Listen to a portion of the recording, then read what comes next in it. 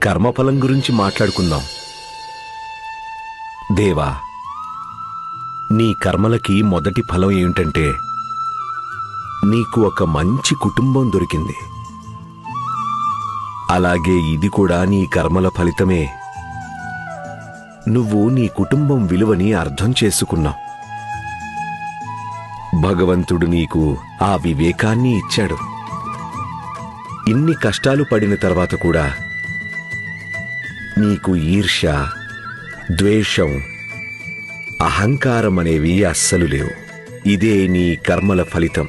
నువ్వు సుఖంగా నిద్రపోతావు, ప్రశాంతంగా నిద్రపోతావు. ఇదే నీ కర్మల యొక్క ఫలితం.